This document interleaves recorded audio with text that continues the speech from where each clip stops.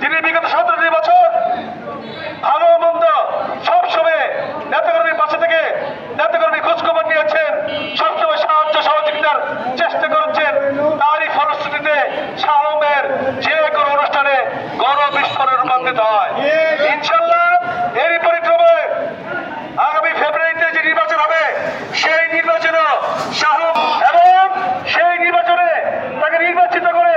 আমরা দেশে 4 আসন থেকে আমরা ইনশাআল্লাহ তাকে নির্বাচিত করব। সেই লক্ষ্যে আমাদেরকে সকল বাধা তুলে ঐক্যবদ্ধভাবে ইনশাআল্লাহ আগামীতে শাহ আলমের পক্ষে আরো জোরালোভাবে পরিশ্রম করতে হবে, যাতে আমাদের এই জনপ্রিয় নেতা, আমাদের এই গণমানুষের নেতা, আমাদের এই গরিব দুঃখীর নেতা, আমাদের এই তৃণমূলের নেতা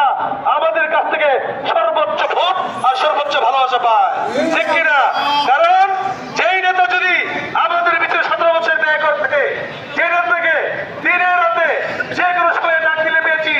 যে নেতাকে মসজিদের উন্নয়নে, মাদ্রাসার উন্নয়নে, এতিমখানার জন্য, রাস্তাঘাটের জন্য, গরিবদের বিয়ের জন্য, গরিব ছেলে মেয়ের জন্য, ব্যবসা করার জন্য, চাকরির জন্য, কোনো ভালো কিছু সুপারিশ করার জন্য, ইউনিভার্সিটিতে পড়ার জন্য,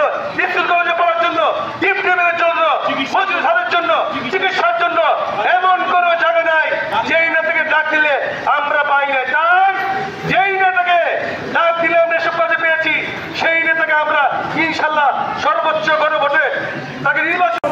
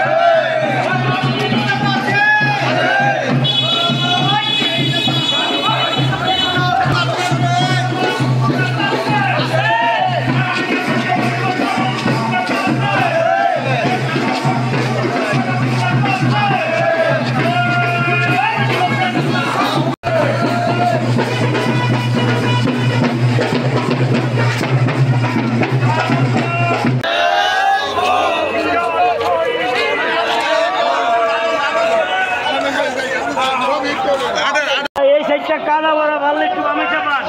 একটা দিন কাদা মাঙ্গেল একটা ভোট দিয়ে